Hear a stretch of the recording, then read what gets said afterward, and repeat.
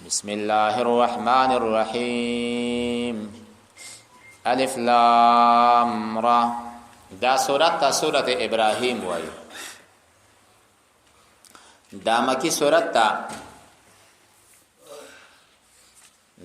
سورت او ترتیب جمعی د دې سورلس او ترتیب نزولی د 2 او آیتونه 250 او کلمات 811 او حروف 3840. مناسبت د دغه سورت د مخکې سورت سره.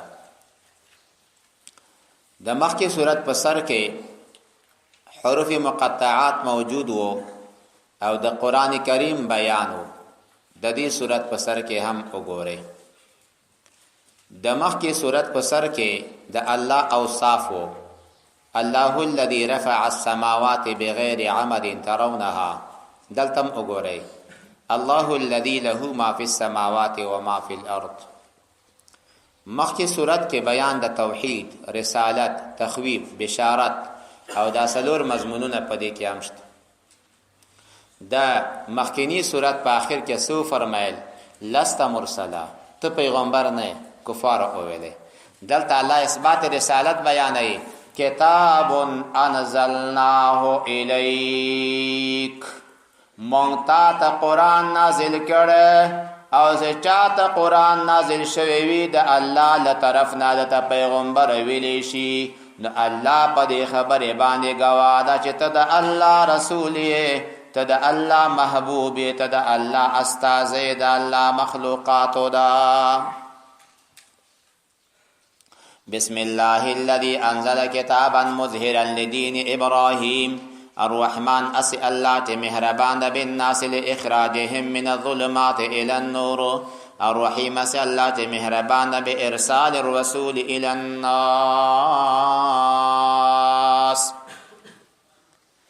الف لام را. الله اعلم بمراده بذلك. یا الف معنی اجلا، لا معنی لوامع، را معنی راشدہ، پڑکیدن کی، زلیدن کی، ملغلر سشیدی. الف معنی اعلا، لا معنی لعالی، ر معنی راشدہ، اعلا ملغلر لرخون کے. کتاب انزلناه. اللہ فرمائے مونږ عظیم کتاب نازل کړي د دې لپاره چې ته دا خلق د تیارو د کفر نه رڼا د ایمان ته راوباسي. د الله په حکم باندې د الله پاک هغه لارې ته چې عزیز او حمید ذات ته، الله هغه ذات ته چې ټول اسمانونو ملکیت او خلقیت او د ټولو ځمکو کامل قدرت یوازې صرف د الله دی پاره ده او هلاکت د کفارو دی پاره دغه سخت عذاب د قیامت نه.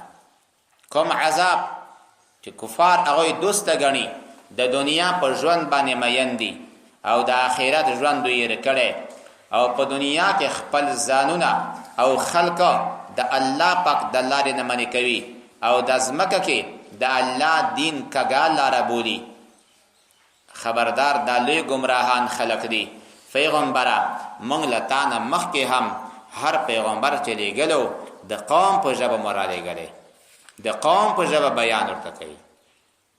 د څه لپاره؟ که به دا خلق سوریاني وو، پیغمبر به سوریاني ژبه چلوله. که به دا خلق عبراني وو، عبراني ژبه چلوله.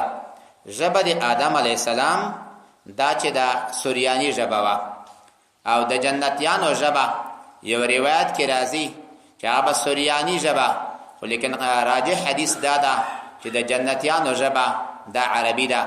رسول الله صلی الله علیه وسلم فرمایي وای تاسو د عربو قدر وکئ د درې وجو نه. یو ځکه چې قرآن عربي ده، دویم ځکه چې لأني عربي، زه عربي یم، او دریم ده چې د جنتیانو ژبه دا عربي ده. او یا دا چې په مقام د محشر کې به د خلکو ژبه سوریانی وي، البته په جنت کې به بیا ژبه د ټولو خلکو عربي وي. حتی عملنامې به هم په عربی باندې لیکل شوي وي. هر سړی به ویلی شي اقرأ کفا بنفسک اليوم علیک حسیبا. نو موږ هر یو پیغمبر خپل قوم ته په خپل ژبه را لېږلی ده. البته عربو ته پیغمبر په عربی ژبه راغی، بیا د هغه لپاره الله ترجمانان پیدا کړل چې هغه د دنیا هر ژبې ته او هر ګوټ ته ورسولو. الا بلسان قومه د څه لپاره چې دوی لپاره ښکاره شی واضح بیان کړي. که د پیغمبر د دوی په ژبه باندې نه وای کنه بیا به دې خلکو سم منل نه. دویم دا چې چېرته خپله ژبه چېرته ترجمان ژبه په خپلې ژبې یو چا ته قناعت ورکولی شي، ترجمان په ژبه کې هغه اثرات موجود نه وي، دا پرا ترجمانی کولی نشي، قناعت حاصلولی نشي څوک د غیب خبره باندې. پیغمبر دا د قوم د رهنمایۍ دپاره د قوم د نجات دپاره الله پاک را لېږلی وي. رسول الله فرمایي صلی الله علیه وسلم الشیخ فی اهله کالنبی فی امته وفي روایت الشیخ فی بیته کالنبی فی امته. عالم دا په خپل جامعه کې داسې مثال لري لکه پیغمبر علیه الصلاۃ والسلام چې پیغمبر براغه خپل امت ته نصیحت کولو. چونکه په دې لاره کې خو پیغمبران ناراضي، هغه علما د هغوی جانشین شول او خپل امت ته امت رسول الله صلی الله علیه وسلم او خپل ولسته د الله کتاب د پیغمبر نیابت وظیفه اما خلکو ته رسوي. الا بلسان قومه د قوم په ژبه باندې بیان کوي. د دې لپاره چې دا خلک د تیارو د کفر نه رڼا د ایمان ته راوباسي.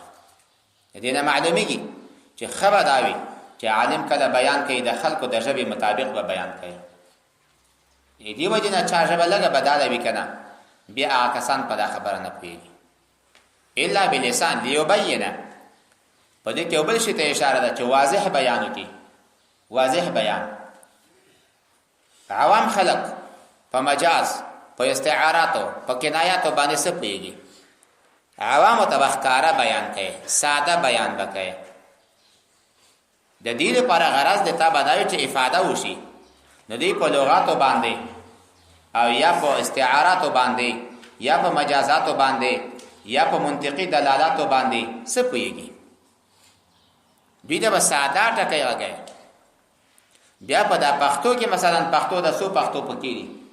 یو کتاب ما ته چا راوړی قرآن او ساینس په نامه باندې، نو دومره عجیبه پښتو یې لیکلې ده، یعنې که دومره کوشش وکړم انګریزي به ووایم خو دا پښتو به ونه وایم.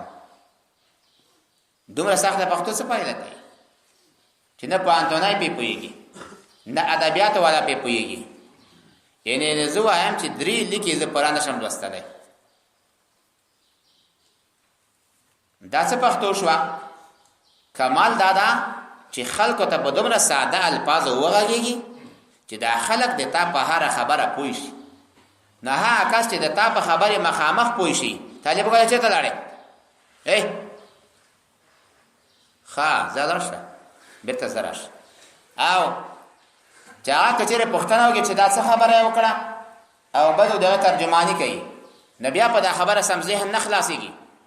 په داسې ساده الفاظو به غږېږي چې د هر یو کس بذات په خپله خبره پوه شي. د بل چا ترجمانۍ ته ضرورت نه وي. وما ارسلنا من رسول الا بلسان قومه، د قوم په ژبه نو بس قوم ته بیان کوي. فیضل الله من یشاء و یهدی من یشاء. الله پاک عزیز ذات ته، الله پاک حکمت والا ذات ته. پښتنو ته باید په پښتو بیان وشي، فارسی باندې باید په فارسی باندې بیان وشي چې پښتو باندې پوهېږي نه. اردو زبان خلکو ته باید چې د هغوی خپله ژبه عام طور اردو وي، لکه پنجاب هغوی ته باید په پنجابۍ ژبه بیان وشي. لیکن افسوس ده زموږ پښتانه کله ریوان ته لاړ شي ډېر نه، یو څلور 5 لکه مخلوق خالی دغه یا 3 لکه یا 2 لکه یا 1 لک دا پښتانه وي. د دوی ته بیان په اردو باندې کېږي. عجیبه خبره ده دا ولې چې موږ دا خلک فکرمند شي. دا فکر یې په تان دروي نه. فکر څه معنا لري چې زه په خبره پوهېږم نه څه فکر به وکړم. بیا څه کړي دي د لاسپیکر خواته ترجمانان ولاړ دي چې د سپیکر आवाज اوري. هغه مولا خو ډېر لري دا څوک نه ویني. دلته یا زرم لاس پیکر ده یا پنځوم لاس پیکر ده چې کومه خبره راکې دایم وایي نو کوم پیکر دا ترجمانی خو غلطه وځي کنه جمله بندې چې نه وي بیا خو غلط وځي څرته مخته شي جملې نه هیڅ پیدا هم نه اخستل کېږي نه بیا جاری وي لاس پیکر هم جاری دایم جاری. الله فرمایي چې هلته به واضح بیان د خلکو په ذهنو کې کینی چې د خلکو د ذهن مطابق خبرې وکړي په داسې ژبه په داسې لغاتو په داسې استعاراتو په داسې مجازاتو په داسې په ژبه باندې نه غږیږي چې د خلک د هغې نه فایده اخیستی نه شي بلکې خالي سرخوږی پیدا شي سر یې خوږ شي. الله فرمایي خدای تعالی عزیز او حکیم ذات ده. من حضرت موسی علیہ السلام را لېږلی معجزات هم ورکړي په دې خبرې باندې چې د خپل قوم د تیرو د کفر د عبدیت د فرعون خلاص کا او رڼا د ایمان ته یې راوله چې په تا باندې ایمان راوړي او د الله عقوبات ورته وښایه چې الله به عذاب در باندې راولي. یقینا په دې خبره کې لآیات دلائل دي لکل صبار شکور د هر هغې بنده دپاره چې هغه صبار وي صبر کوونکی وي او شکر گزار وي د الله پاک جل جلاله شکر ادا کوي. ایمان دوا برخه ده نیم ایمان دا په شکر کې ده او نیم ایمان دا په صبر کې ده. نو چې په چا کې هم دا دواړه شیان راغلل الله پاک جل جلاله به دا پوره کوي. رسول الله صلی الله علیه وسلم فرمایي عجب لامر المؤمن و د مسلمان شان دپاره حیرانتیا ده ان اصابته سراء الشکر فهو خیر الله. که مسلمان ته خوشحالی ورسېده او صبر یې وکړو دا ورته خیر و ان اصابته ضراء صبر فهو خیر الله حتی تر دې پورې حتی اللقمة ترفعها الى فی امرأتک حتی هغه یو شخوند مړی چې ته یې واخلې او خپلې ښځې ته په خولې کې ورکې الله پاک د دې ثواب هم تا ته درکوي. الله کله هم د مسلمان اجر نه ضایع کوي. بنده باید صبار وي بنده باید شکرګزار وي. موسی علیه خپل قوم ته وایي او قومه د الله نعمت در یاد کړئ چې الله پاک د فرعون نه نجات درکړو او د تاسو زنانه وې ژوندۍ پرېښودلې په دې نجات کې تاسو دې پر لوی انعام ده له طرفه د رب د تاسو نه عظیم انعام الله تاسو ته درکړی. الله فرمایي کتاب عظیم الشان کتاب دلیل وحی اثبات توحید انزلناه مون نازل کړی دا الیکا تا تا د سلفارا لتخرج الناس چې ته وباسې خلکو من الظلمات لترو د حق د کفر نه لتخرج الناس چې ته وباسې خلکو الذين نسوا النور چې نور د ایمان ورکړی ير کړی دا من الظلمات الى النور د تیارو د جهالت نه نور د ایمان ته باذن ربهم په امر درب د دې باندې الى صراط العزيز الحمید غلار د عزیز غالب ذات په انتقام غستلو باندې الحکیمی چې محمود ذات لمن آمنا الله دا بدل د صراط العزيز الحمید نه الله الذي الله ذات حمید او ذات هغه الذي له ما في السماوات چې د لټولها شیان دي چې پاسمانو کې دي ملکان خلقان عبیدان ملکان دا معنا ټول د الله مملوک دي خلقان دا معنا ټول د الله مخلوق دي عبیدان ټول دا معنا د الله تابعدار دي. وما فی الارض کوم چې پزمکه باندې صفلایات دي وویل للکافرین هلاکت د کافرانو دی پارا من عذاب شدید د عذاب سخت الذين کسان یستحبون الحیات الدنیا چې دوی دوستګنی زندگی د دنیا علی الاخرت په آخرت باندې ويصدون او دی بندوی خلق عن سبیل الله د الله پاک د لارې ويبغونها دوی طلبی عوجا کګلار بولیدا اولا کدا کسان فی ضلال بعید و گمراهی ښکارا کدا لری له حقنا وما ارسلنا مونږ نه دی لېږلي من رسولین د یو پیغمبرنا الا مگرم بلسان قومه په ژبه د قوم باندې د څه لپاره لیبینا چې ښکاره واضح بیان کی لهم د دوی لپاره د دوی په لغت فیضل الله نو ګمراه کی الله تعالی من یشاء چاته اراده وشي په القاء د شبهاتو ويهدي هدایت کوي من یشاء چاته اراده وشي وهو دا الله العزیز غالب ذاتا الحکیم حکمت والا ذاتا ولقد یقینا په تحقیق سره ارسلنا مونږ لېږلو موسی علیه السلام بآیاتنا پایتو زمونږه په دې خبره باندې ان تفسیریه ده ان اخرج قومک چې وباسه خپل قوم دی من الظلمات لتیرکیو د اقسامنا الى النور رڼا د ایمان ته وذکرهم دې خلکو ته نصیحت ورکا بایام الله په عقوباتو د الله تعالی باندې ان فی ذلک یقینا پدې کې لآیات دلائل دي لنبوت باندې دلائل دي لكل صبار دا هغه بنده دی په صبر کون کوي شکورنا قدردان وي هغه شکر گزار وي د الله پاک د نعمتونو و اذ یاتها وقت قالت اول موسی علیہ السلام لقومی خپل قوم ته اذکروا یاد کړئ